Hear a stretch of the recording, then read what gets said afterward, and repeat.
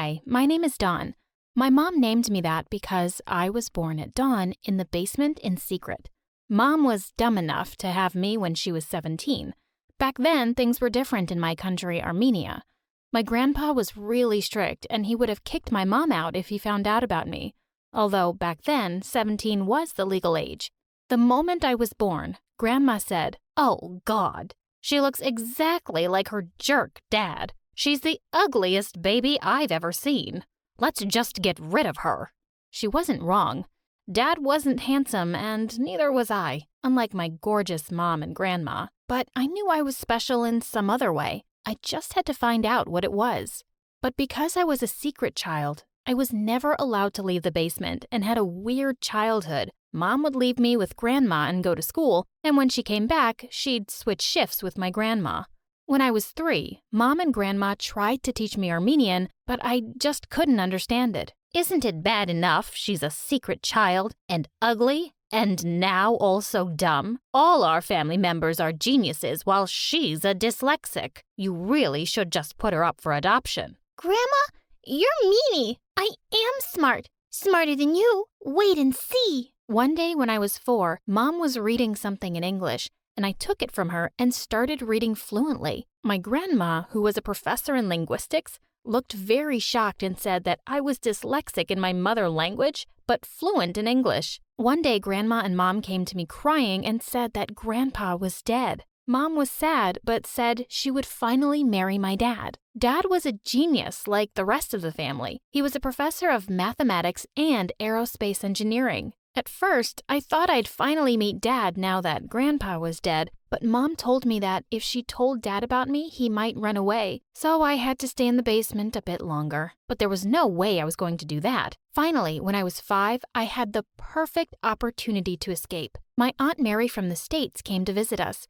She was also a professor in something so fancy. I got my opportunity to escape. I left the basement and ran to Dad. Daddy, it's me, Dawn, your daughter. Dad looked stunned. Who is she? And what is she talking about? Daddy, look at me, please, But I looked at his face and he looked like he was gonna explode, and I just knew I'd messed up big time. I needed to say something, so I said, I'm like your daughter. Mary adopted me last week. I'm from the States. I'm a genius in English literature. I can write sonnets. Please, just teach me to become like you. Dad was super impressed. He smiled and said, You talk like a genius. You have the genius's eyes, the genius's face. Welcome to our family, Dawn. Dawn, the adopted girl from the States. His tone suggested that he knew something. I was afraid he didn't believe my lie. My dad asked my aunt if she could leave her adopted child, aka me, here.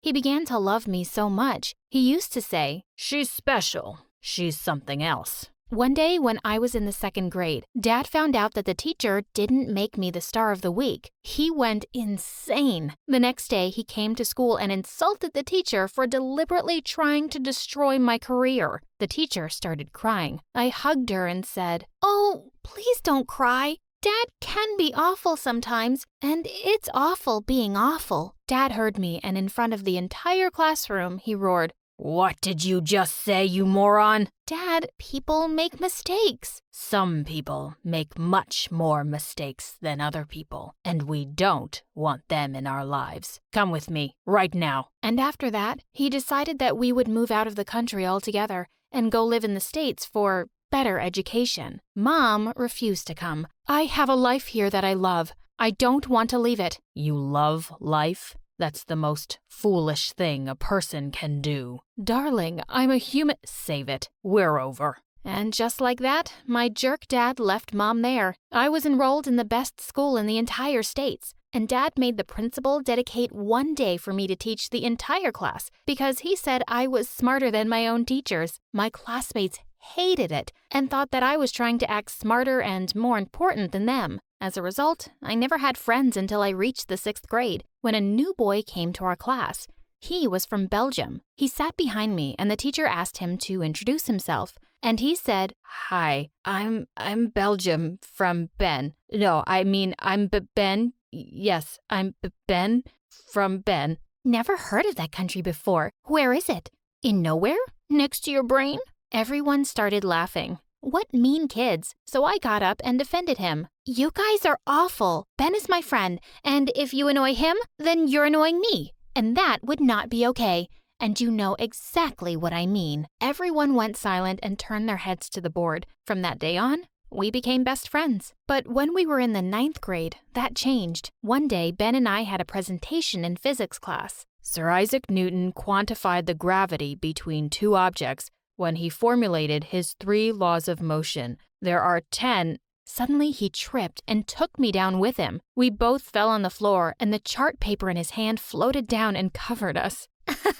Look at Ben 10. He's real smooth, isn't he? But Ben and I weren't even listening because he was on top of me and his blue eyes were hypnotizing me. Slowly, he inched closer. I froze, but suddenly the teacher told us to get up. From that day, I really started to have feelings for him, but I had to make sure Dad never found out. He would ground me for life for just having a crush. He always said, "Smart people don't fall in love, and genius people don't even know what love is." A few months later, though, Ben asked me out. He said I was smart and pretty. I wasn't pretty, and he wasn't telling the truth. But I appreciate what a man in love would say. I agreed to date him, but told him to keep it a secret. We had the greatest time of our lives. But all that came crashing down when Alina joined our class in the 10th grade. She was from Belgium, and even I knew she was a goddess. I mean, at first, it was fine. But then one day she asked Ben if she could borrow his notebook to take some notes. He agreed and gave it to her. When she took it, she touched his hand like, touch them,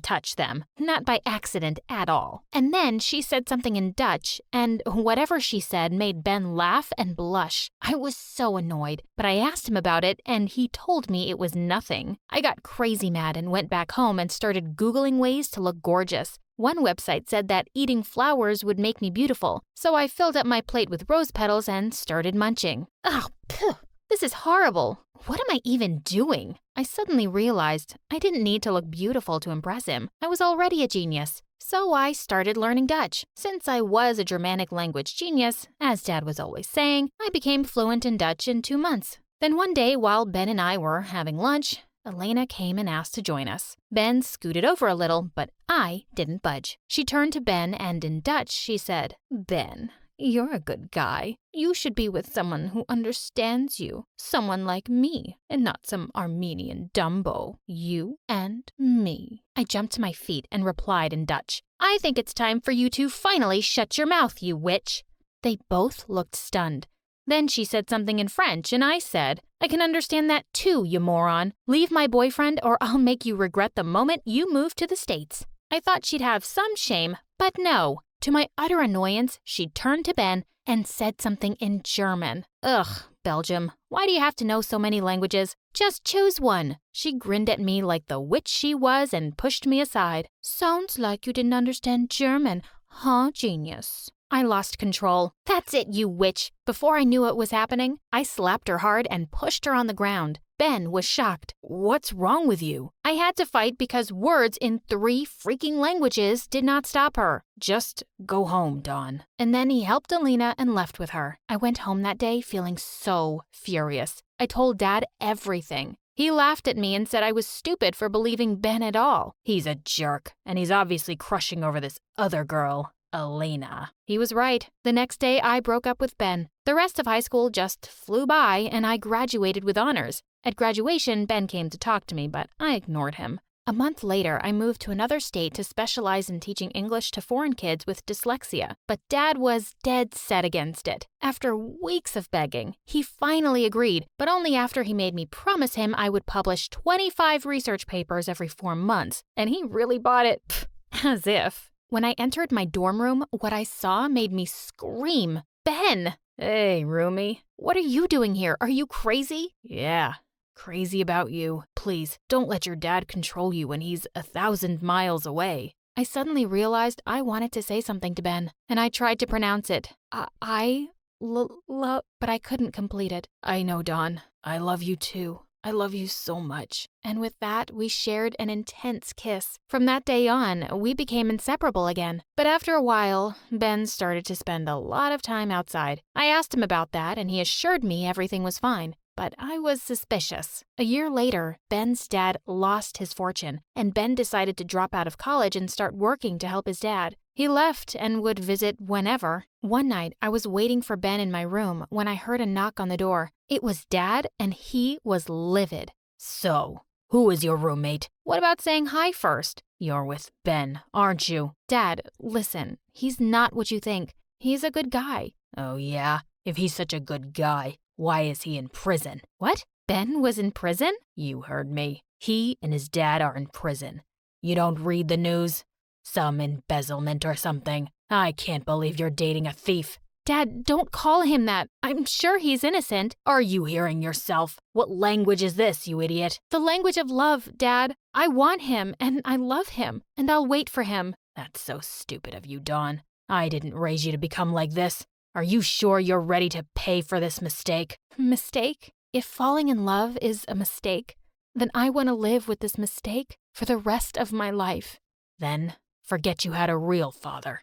Now I see you like the adopted girl you pretended to be. From today, you're a stranger to me." So all this time, he knew that I was his real daughter and didn't say anything to me or Mom. A month later, Ben got out of jail and I was happy to see him, but also thought about what Dad said. And sure enough, Ben had changed, and not for the better. He became distant and cold. Then he started asking me for money. I would give him some at first, but then I started feeling something was fishy. I decided to leave him, but he didn't take that well. He started threatening me and stalking me everywhere. I felt really scared, so I decided to go to my dad. Sure, he was a jerk sometimes, but he would forgive me just like he forgave Mom, right? Wrong. As soon as I entered the house, Dad smirked. "I don't even want to know what he did this time.